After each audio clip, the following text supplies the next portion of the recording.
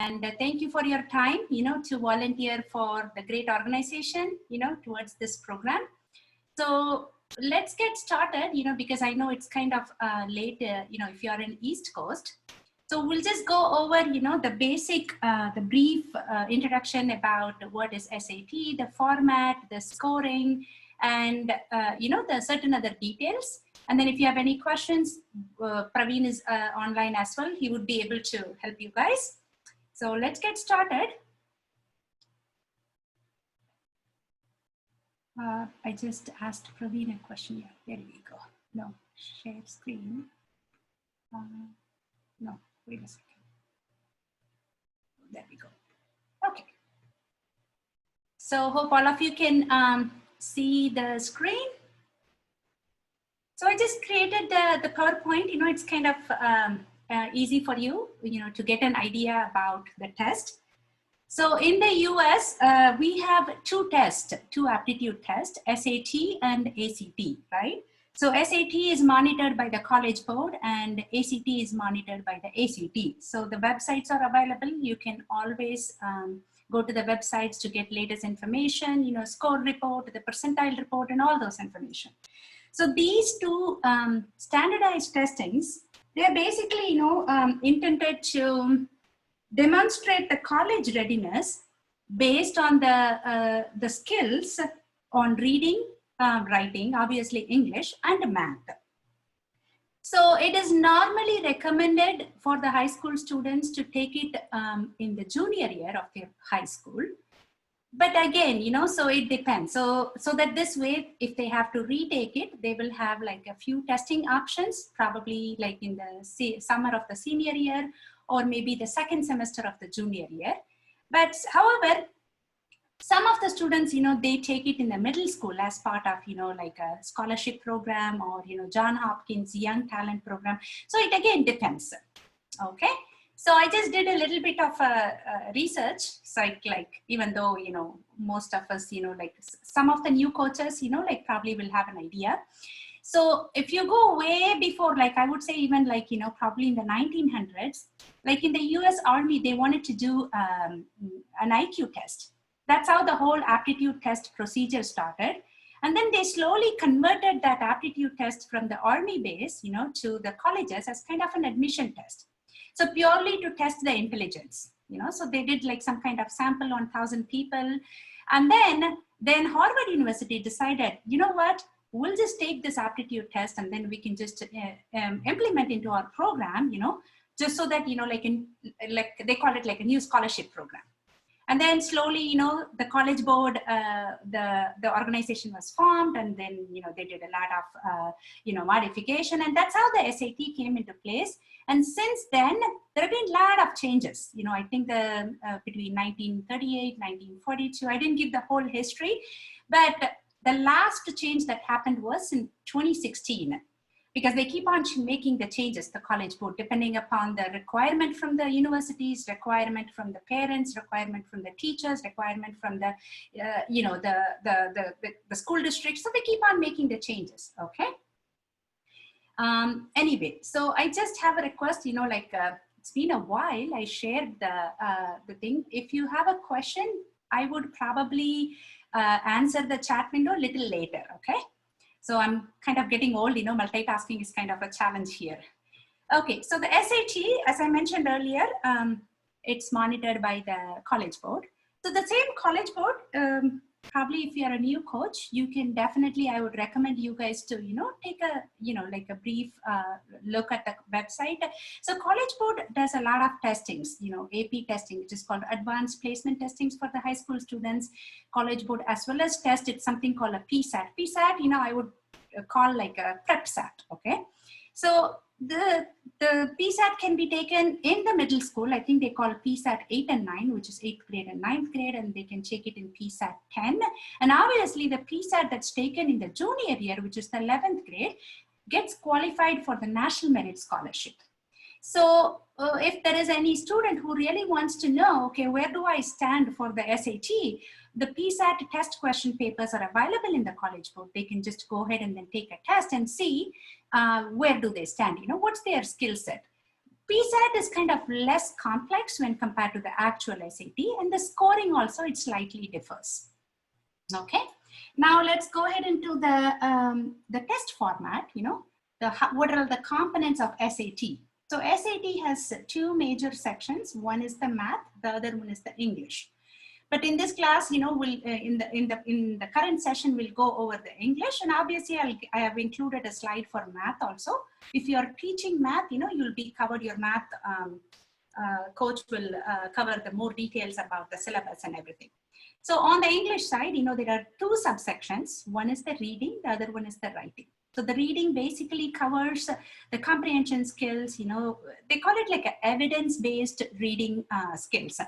So the second portion of the subsection in the English is the writing section, which covers the grammar, the English standard convention, and how to organize the paragraph, the sentences, and things like that. So that's the one major section. The second one is the math section, which has two subsections. One is the no calculator, another one is the calculator one. And there is a separate component, which is the essay writing, which is kind of optional since 2016. Earlier to 2016, the essay component was kind of, you know, included. It was as part of the SAT score.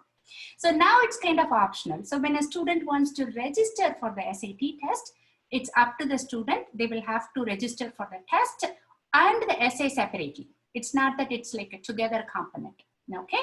The minimum that the student can get in each section is 200.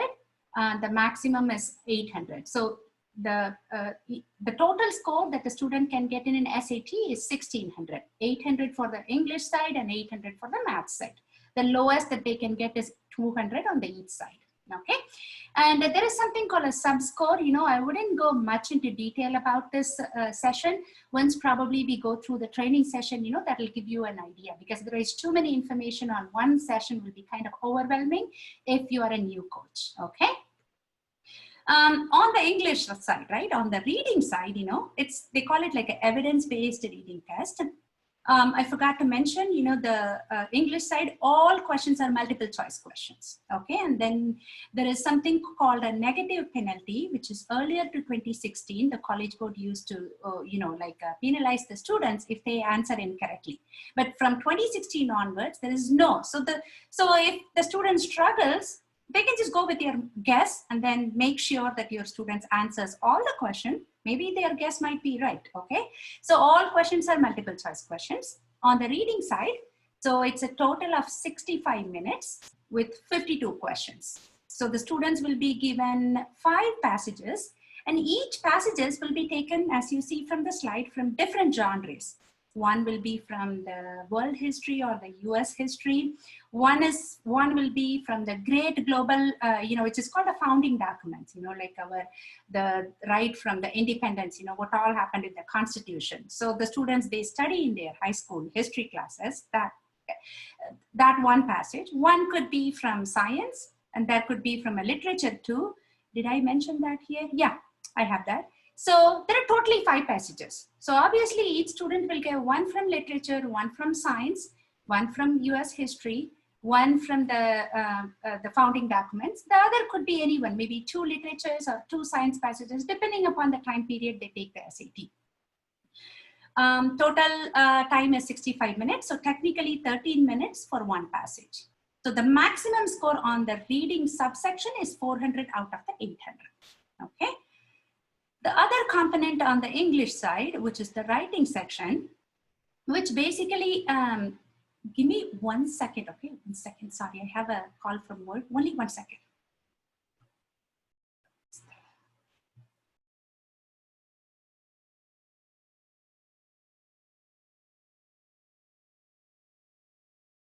Oh, sorry about that. I mean, it's, I live in Los Angeles. It's still, you know, what is the time, you know, 6 o'clock. And because of the COVID, we all work from home, and they think that, you know, we have all the time. Anyway, sorry about that.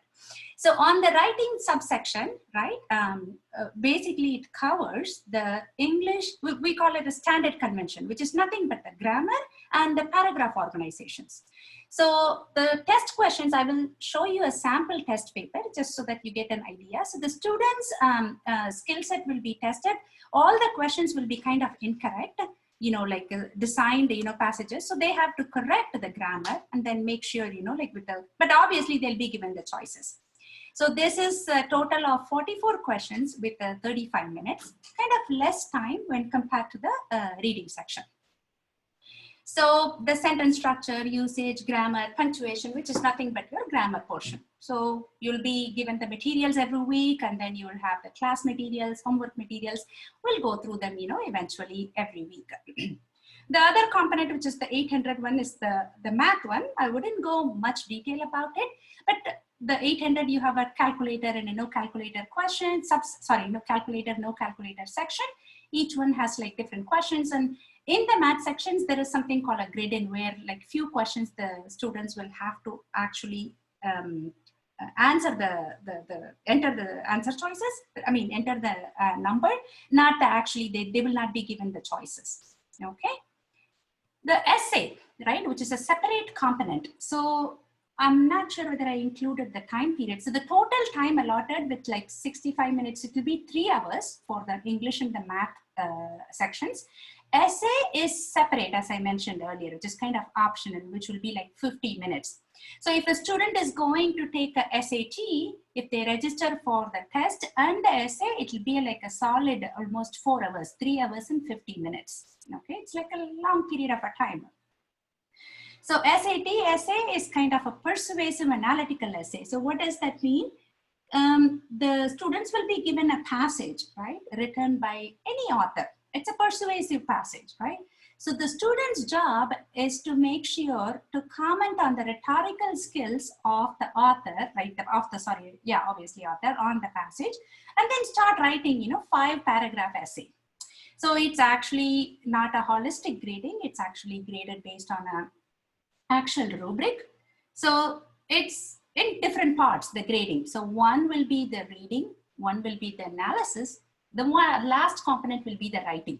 So you might ask, okay, essay is supposed to be graded only on the writing skills, right?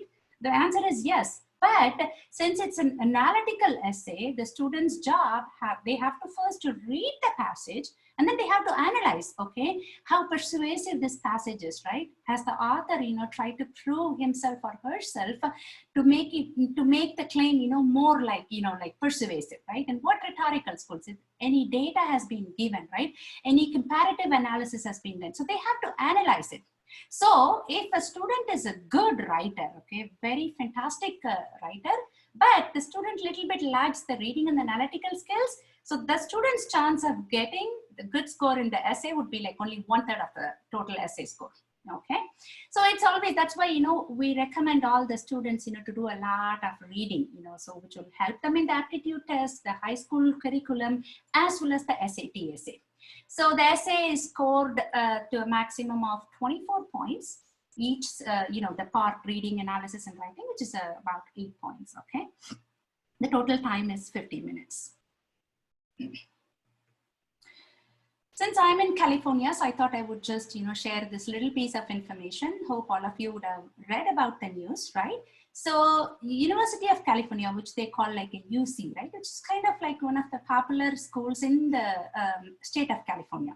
So I think in the month of May or April, I don't remember, UC has decided, you know what, we're not going to be accepting the SAT and the ACT test scores anymore. Okay.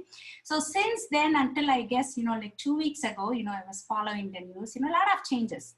So if you have a senior, or if you know any student who is a senior in high school, maybe 12th grade, and applying to the UC, University of California, in state of California, so they don't have to submit their SAT scores.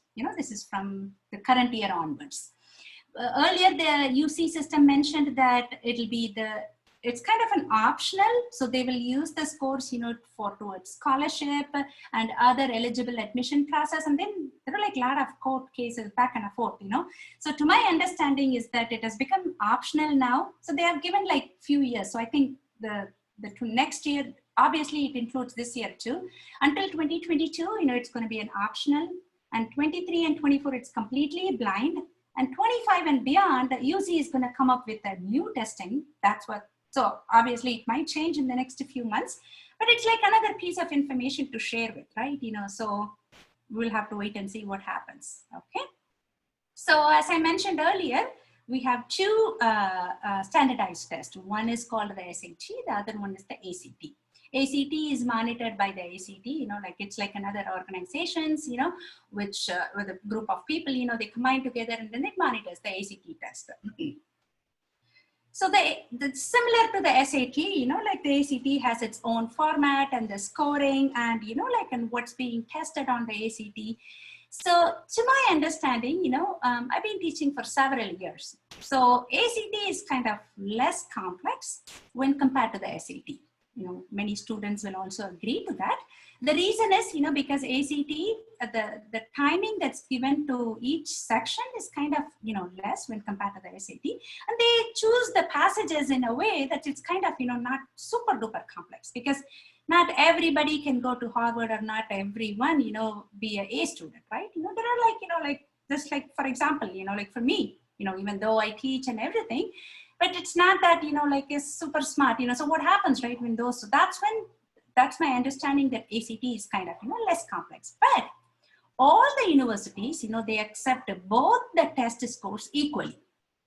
Earlier to like a few years ago, UCs of California, right? University of California, they don't say it out loud that, they give preference to SAT over the ACT. But I've seen in my experience, if a student submit a SAT and a score, the chances of getting them, into the school is kind of little higher.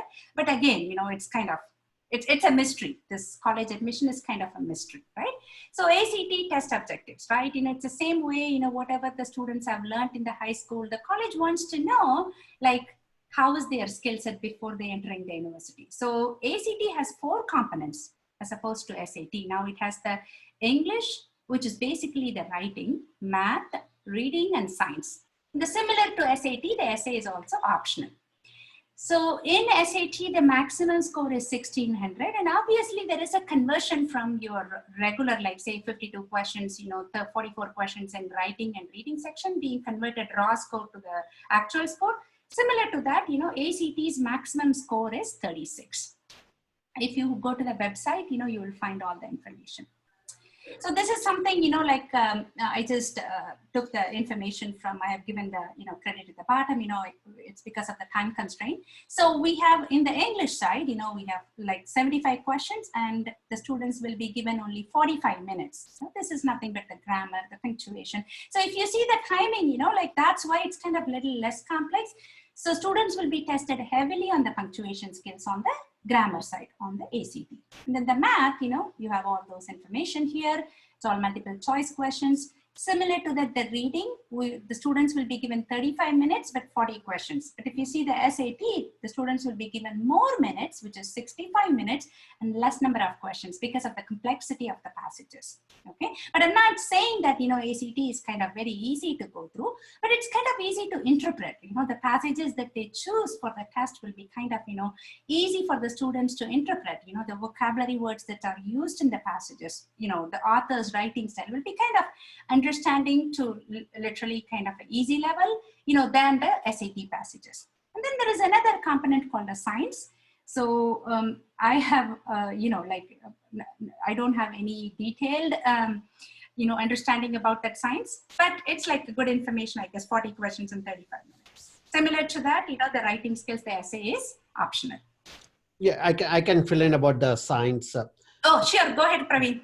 Yes, science is primarily, even though the ACT calls it as science, it's primarily, as you can see, the interpretation, analysis, evaluation, reasoning. It's pretty much primarily mathematic oriented. It's like reading graphs and tables and making some analysis, statistical analysis or mean mode kind of decision making, right? So its experiments are related to science, but you don't need to have any science background. It's primarily chart reading. That's what it is about. So that's the reason we covered that in the math portion of the SAT coaching at North South. And I'm creating a slide to compare SAT and ACT. You will see it in the first week's material when you start teaching it, right? I have it, Praveen, here. Okay, I have a comparison slide also, but yeah, go ahead. Yeah. Okay. So there is something called a SAT and a ACT concordance score, like students always will ask, okay, or maybe like parents they need to know the understanding. So if they get like a 1400 in the SAT, what's the equivalent score in the ACT and the vice versa? Okay. So I have given the website, which I can take you through, and then you can take a look at it. So basically College Board and ACT, they developed, with like a NCAA Technical Advisor Board, and then they came up with some kind of understanding. Okay, so if this is the score in the SAT, which is equivalent to the ACT, this score, so there is like a table. The last one was updated in 2018, and I don't see the new one updated until now. Probably if there is, you can definitely take, because I just checked the website yesterday. So the last one updated was 2018. So let me try to copy this, and then I'll take you to the website.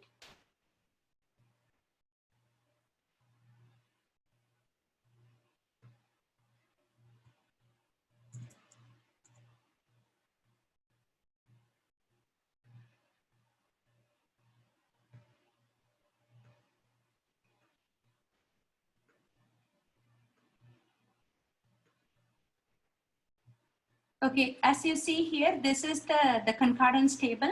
So the maximum SAT score is 1600 and the maximum ACT score is 36. So they have it's pretty much like a file, that you can take a look at it at your own convenience. So like say if a student gets like 1400 in the SAT, right? So we have, yeah. So it's equivalent to the 31 ACT score. So it has like the sub score also, like for the math, how it is, equivalent, and then ACT math to SAT math, and ACT English to SAT English, this would give an understanding for the student, about, like which way to go with. Because even though the students, they study and the practice and they do a lot of things for SAT, sometimes SAT is, the student could be a straight A student in the school, but sometimes SAT is not the student's type, right? That time, they might switch over to ACT, but they still want to have an understanding. But most of the universities, okay, they equivalently accept the SAT and the ACT scores. Okay, so and then obviously the students will always ask you guys, like what is a good SAT score, right? So the good, it depends upon the definition of the good, right? Like example, Harvard, all the Ivy League schools, they have a very high expectations, as opposed to, like say for example, University of California, Riverside, which is like a city, we call UC Riverside. So again, it depends upon the university that the students are applying. So to my understanding, if a student tells you, okay, what's the good SAT score? You tell them, okay, depends upon where you're applying, right? Depends upon the definition of the good, right?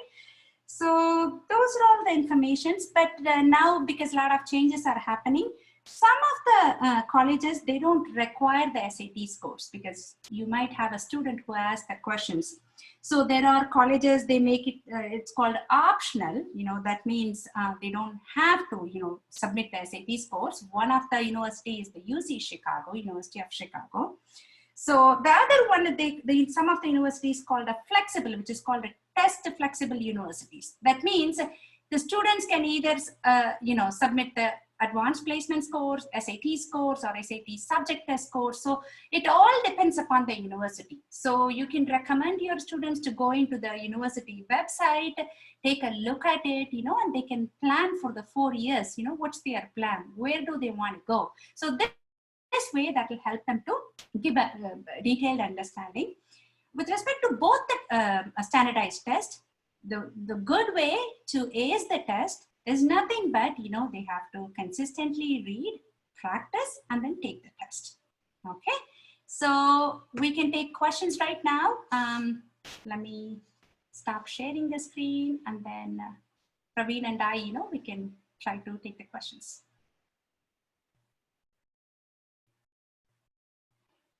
How long is the valid? Okay. There is no validity for the SAT or the ACT score if a student takes the SAT in the 7th grade or the 8th grade, and if the student feels comfortable about the score, they can still submit the score when they apply for colleges. Doesn't matter. There is no validity, and as long as the colleges want, and to be honest with you, if a student gets again, good definition, right? Reasonably good SAT score, like say 1500. Okay, I'm giving an example. In 7th or 8th grade, it's kind of a good SAT score, because the maturity level of the middle school student is kind of, different from a high school student, because when they enter high school, 9th grade, 10th grade, and 11th grade, they are exposed to different type of, like a curriculum, like AP courses, the math courses, and then, science courses. So their understanding is kind of different when compared to I'm talking about the general population. I'm not talking about the super talented or, like very smart students, right? That's always an exceptional. We don't even have to. So there is no validity as long as the student feels comfortable and the university that they are going through is kind of, it gives you an idea, overview, like what's the undergraduate admission process, right? What is required, like your extracurricular activities, SAT, ACT scores, SAT subject test scores, and all those. The only thing I'll add, The PSAT is the only one. No, SAT has got nothing to do with the National Merit Scholarship. It's called the PSAT, which is the students have to take in the junior year. If they take it, probably there could be other, the scholarships or whatever, but for National Merit Scholarship, the students have to register in the junior year to take the test.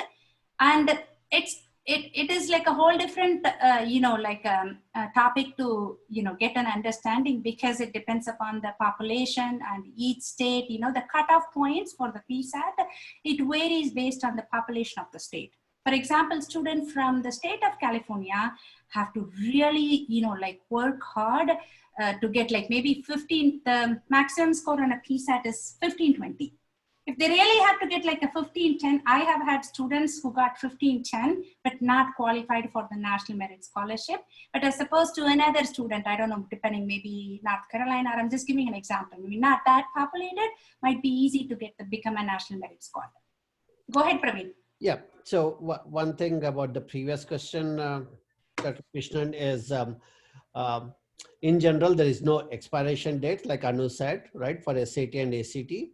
But some college, but if you submit a pretty old one, let's say 5-year-old one, like if the kid took a SAT more than 5 years ago, right? Then when a college board sends the scores to colleges, they'll put a cautionary note saying that they may not truly represent the percentile ranking that they also give, right? Along with the score, it may not truly represent what with equivalent comparison for the current students who have submitted more recent one. And some colleges also insist that the test score be taken in the last 3 years. Test should have been taken in the last 3 years. For example, some of the Ivy Leagues, they insist that it has to be in the last 3 years. So that's one thing I would ask you to watch out for. It's okay for kids to take it, but I think in general, what I find, unless the kids are exceptionally good, they're not really, it's very difficult to get in the high 1500s when they're in 7th grade, because they're not exposed to all the concepts. And so it might be a little challenging. But just recommend your students to visit the university website. Right. They keep changing every now and then. This is Manjula. I'm sorry, I'm just speaking from personal experience. I don't have a lot of, general experience, but I had 2 seniors last year who had taken their SAT in 10th standard, I think end of 9th grade, 10th grade, because to get into a boarding school.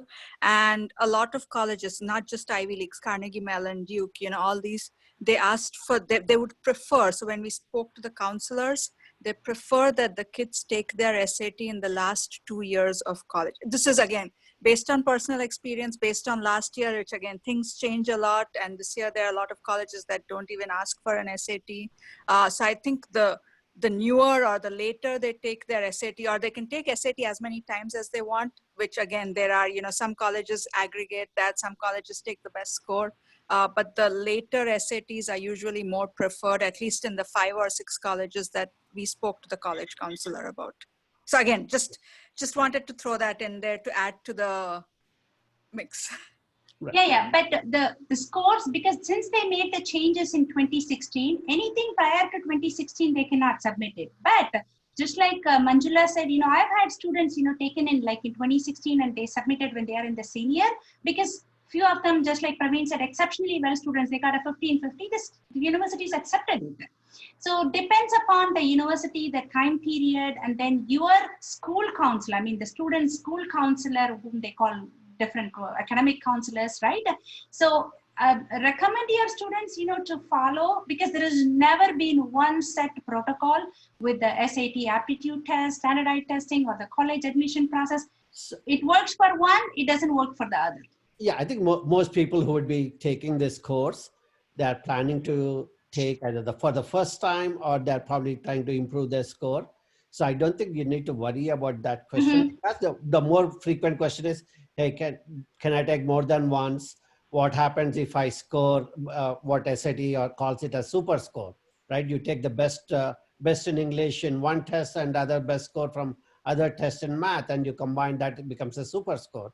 So many colleges accept super scores, but some colleges say you need to submit all the scores. So that's a more frequent question that probably students will ask you. Okay. The one straight answer is always they have to look into the university website for the latest update. So no matter what, the super score, again, they keep changing it. Not many schools, they accept this. So everything depends upon the university they are applying for. So they can start, like making like a portfolio from 9th grade. Okay. So this, and then they can revisit that university again, website in 10th grade. Okay. Is this where I want to go? And is there any changes being made? Because SAT subject test chemistry used to be mandatory in few colleges like universities last year. This year, it's not mandatory at all. So yeah, they have to keep on updating it. So as like we coaches, right, best recommendation, go into the university website. Like all of a sudden UC California made an announcement, right? Okay, we won't be taking any SAT score, which is kind of little hard, because the students who have already taken in the junior year and the sophomore year with a very good SAT scores. Now, what is their situation, right? So that happens, so best way, go into the university website, make a portfolio. And just like Praveen said, that should not be like a main, this one. Anu, can we talk a little bit, I think, beyond the scores? Training? Let's talk about the training, and also generally how you go about teaching the overall program, right, at a high level. And okay, then how to make sure, because I know you used to have pretty good success in getting students to do the homework and the class participation. Yeah, so Praveen and I, we started teaching, I think maybe 2010 or 2011, I don't remember. 2010, okay? yeah. 2010, Till 10 years before. We taught 1 year, and then, we shifted the gear into like, what, okay, we'll do the other side of the work, the supervising work anyway. So the first year when I taught, I had to do a lot of work, because as a coach, we cannot just like that, download them, because this organization is run by volunteers, right? We try our best, to give the PowerPoint, to give the assignments, to give everything. So as coaches, at least a week before, you will have to get through the material. If you're a coach who is, teaching again and again, I'm pretty sure, you should have become familiar with those concepts. So yeah, the Kahoot, I think Kahoot is kind of, you have to pay money for it. You have to subscribe for it, because I don't think it's free. So what I used to do, do like a vocabulary quiz, I come up with my own, make sure. But one thing what I would recommend you guys, do not take any material just like that available in the internet, right? Because we have to give the credit to those authors. So you can do like from the given material to NSF, like say, for example, one PowerPoint material has like 70 slides. The reason we give more slides, because some coaches wants to, explain in detail. Some coaches wants to rush through it. So you can be the judge of it, okay? Depending upon your students, understanding level, you can run through some slide, you can skip through it, you can stay on the slide. So that's what I used to do. So out of, Praveen, is it 1.5 hours? Yeah, it's 1.5 hours. Okay. So out of the 1.5 hours, normally my process used to be, whether the students, they do the homework or not, because we cannot push anything, all these, because you'll have to understand, this is not like a test or something run by the school district where, students will be worried about submitting the assignment. Otherwise, they get a 0 grade or fail grade, right? Because it's an organization that they are just taking the prep courses. So first half an hour, depending upon, I always go through the assignment. Whether the students have done it or not, I call on the names, okay? This will, within 2 weeks, the students, will know that, okay, you know what? Anupama auntie is going to ask me the homework assignment. So 50 to 60% of them will do the homework. If not, normally I make them do over there. So call on the student's name and then tell them why this is correct, why this is not correct. That's one way. The other way is like you can come up with your own ways, right? But Kahoot and all, definitely go ahead and use it. But I don't know. My understanding was that you have to pay for it, so I don't think it's free. A couple of other things you will have to access to on the tool NSF site tools. I think we covered it in the general orientation, the coaching is when students submit the homework, you can check their scores and you can also see how each student did on any particular question, but also you can see an aggregate level. Hey, question number 1, how many students got it right and how many students got it wrong, right? So you can pick the questions that many students got it wrong and go over either the concepts or reviewing the question and explaining the reasoning for the correct answer, right? It's important not to explain why a certain answer is correct, but also why other choices are incorrect. Quite often in SAT, you might employ an elimination mechanism, right? Where you say, okay, these two are not valid for these reasons, because I can clearly say that these are not valid for whatever the reason you can come up with, right? Then you are charged between 2 other choices, and then you might be caught between the 2. You're not sure, but at least now you have eliminated 2 out of the 4 and you have 50-50 chance of getting it right, even if you have to guess, right?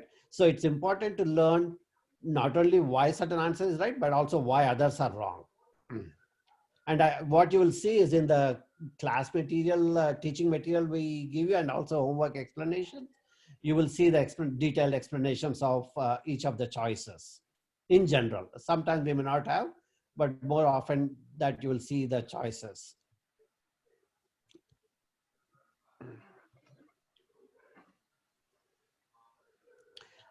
Regarding the Kahoot and quiz, I think what you will see is that there's plenty of material. I know you have taught before. If you find where you need to organize or have additional quizzes you need to do in the class, go ahead and you can create those and use it.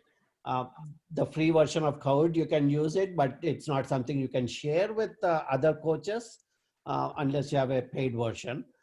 But go ahead and use it. But I think you will see that the material we have is probably sufficient if you cover the homework. Typically it takes, I would say 20 minutes at least. Sometimes, like Anu said, might go up to 30 minutes. Especially when you get towards the passage reading, right? Those get pretty complex and students need quite a bit of help in that.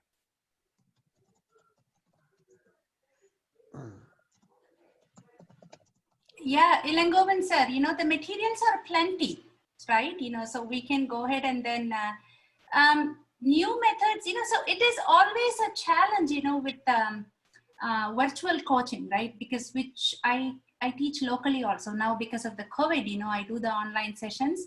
Absolutely because I teach both SAT, math and English. So the entire 2.5 hours, 95% I'm the only one speaking.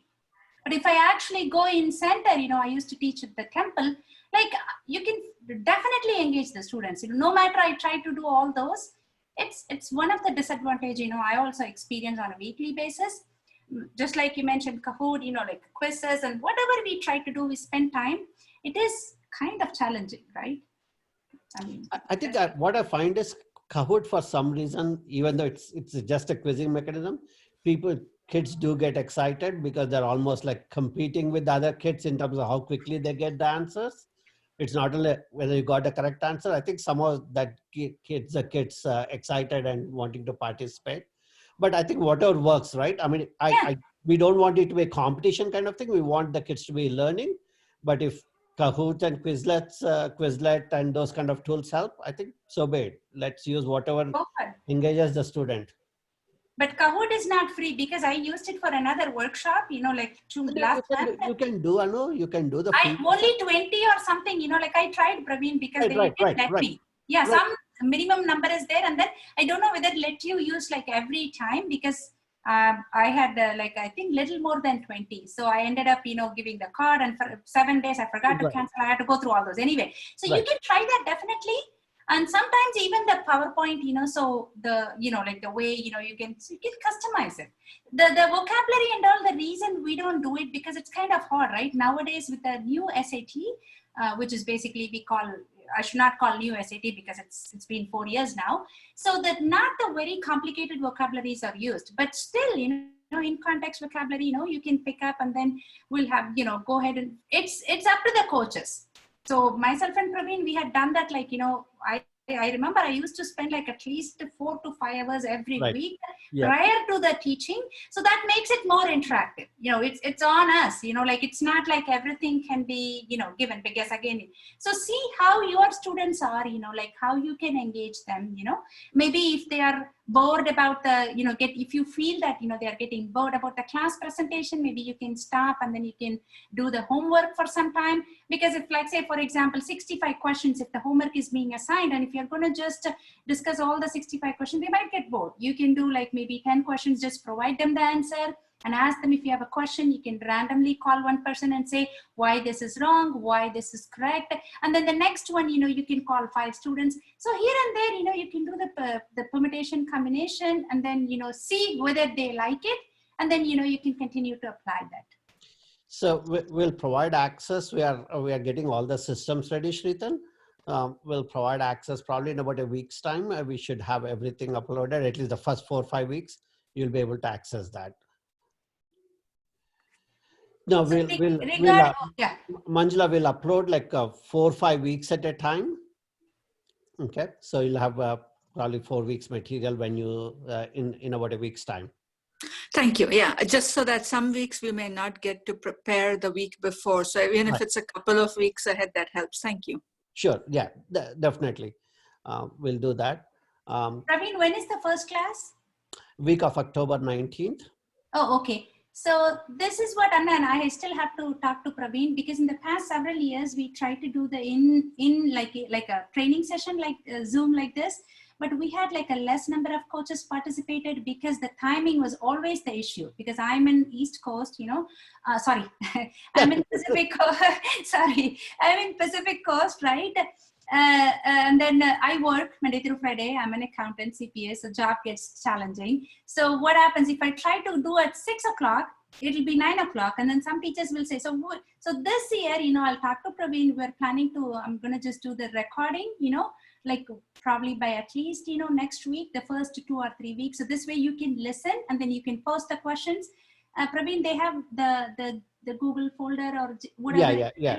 So, and then we'll try to help you guys. Let's see how that works. And I will also share my email address. You can definitely, email me, because, and then I remember last year, I guess, we had all the way fire started in California. So I didn't know what to do. Power was off and everything was off. We were asked to evacuate it. So all these kind of different situations, but the coaches, just like how Elangovan sir, you asked me, right? How to get the students, engagement, interactive. We are struggling how to get the coaches to participate in the training session. Right. So it's the same way, right? But I'm not saying anything bad, depending upon, like everybody has priorities, preferences. And then the moment we start, Navratri will come up, like the, what is that? Diwali will come up, so, but now at least the COVID, people are not, that much, socializing. Still, we'll see how this goes. So that the trainer session that Anu is talking about, right? We used to do, and we continue to do every year, because English quite often coaches find it a little difficult to explain, because it's, for many, it's not the native language, right? So, and then the rules and may not be, we can identify what is right or wrong because of how we learned, but to explain that to the kids. So that's the reason we used to do trainer sessions. And that's where kind of Anu kind of goes over the material, the class teaching material. Not every slide, but it cover all the main content of the slides to explain what is the concept being taught and how it needs to be taught, or give you hints associated with those, right? Yeah, I know, I'm hoping we'll continue to do that every week. So you will see a recording link sent every week, or a notes. Anu periodically puts in notes into a document and shares that document. We'll have the Google groups where we'll have all the coaches so we can exchange ideas. So for example, Irango once said he created a punctuation poster template. So please share it, and we'll I'll review it along on, and then maybe make it part of the material that we share with the students and the coaches. And it's always right, if something works better for you and your students like it, share with other coaches, so they might also implement it. Because, like depending upon, your job and whom you interact, your kids, because mine is already in college right now. So I don't have any new like ideas, like things like that. So if you have something like that, share with other coaches, probably get the ideas from other coaches. It's like more like a teamwork. So one thing I would suggest is, right, quite often you get the question, hey, this type of essay is not SAT, or this type of not question paragraph is not ACT, right? I mean, English is English, whether it's SAT or ACT, right? Grammar is grammar, passages are passages. The types of passages are different, but I mean, still you need to understand passage before you can answer the question. And SAT has what they call as dual passages, comparing opinions. Paired passages, yeah. Paired passages. Right, ACT also has, but not as to the extent that SAT has, right? So there are some subtle differences, but in general, at least when I used to teach, I used to tell them there's really no difference. If you prepare for one well, you would be able to do well on the other. The only difference between them is the speed at which questions, ACT is a little faster, but the questions are a little simpler. But my son, when he took it, he hated ACT. And he's not a fast reader, but he hated ACT. I mean, he liked SAT and he did well on SAT. He couldn't really explain to me why he hated. He said, that speed was not suitable for me. I would rather take the complex one and take a little bit more time and do it well. And that's what he did. So in terms of engaging in the class, I mean, I think it's at least when I used to teach, when we didn't have all this material that I know both Anu and I, we used to prepare ourselves and also create the material on the fly sometimes. I used to, like, let's say if I find a concept that is difficult for the students, or after you explain the concept, generally we have in the slide like a couple of examples, right? Or sometimes students will come out with an example and ask you, hey, can you explain me why this is right or wrong, right? And in those times, it's good to spend that time and engage the students and even ask other students to say what they think. That draws them into the class and make them listen to the thing. I think making it as much interactive as possible would engage the students.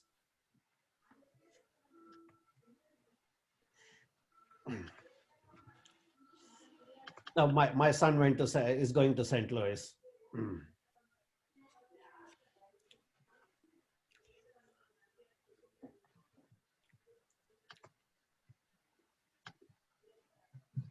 So any other questions?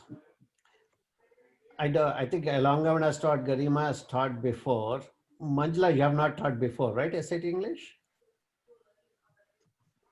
Not SAT English, but I've done other stuff, math and pre-math and stuff. Right. So, I mean, you are pretty familiar with I mean, you did MB2 or MB3, I think, I forget. Right, and I understand the NSF concepts and methodology.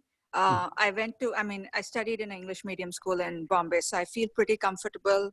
And I don't take any credit for my kids, but I just had 2 kids go through this last year, and they have, decent scores. They are above 1590, so 15. Yeah. So they're. So I don't take any credit for that, but I have survived it, and I know what questions and whatever they've gone through. That's why. That's wonderful. That's wonderful. Yeah. Any other questions? Shritan, how about you? What's your background? So I've been, I'm like in college right now, and I've just I've taken the SAT a few times, and I've prepared the whole entire summer. I'm going to take it in December, and I've some really good strategies to share with the students on how to really improve their score, because I really struggled with a lot of things that a lot of students struggled with, so I can really relate to them on that. Yeah, I'd definitely like to tap on that, Sritan. So if you can document it, or if you want to put those techniques or tips that you have used to help improve your score, that will be good to share with everybody. And also just share with us before, like, because we are always worried about the copyright, right? We have to be very, very careful. So just send the whatever you are sharing, other than the NSF materials, just send an email to both of us. We'll just take a quick review. We just have to be very careful because we are teaching as a part of the nonprofit. So we just have to send it to us, but we can take a look at it. Yeah. And Ilagovanji, Most of the material is not copyright. Most of it is just like notes. yeah, Right, that's fine. right. Yeah, as long as it's your own, we don't have any problem at all. And you can definitely share with us, and we would love to learn from you as well. We can incorporate it definitely. Which college do you go to? I heard you I used go college, right? to Oklahoma School of Science and Math. Oh, okay, great. Okay, welcome to NSF. Thank you. I guess Last that's it year, from me. actually, I taught Vedic math. So You're right. that was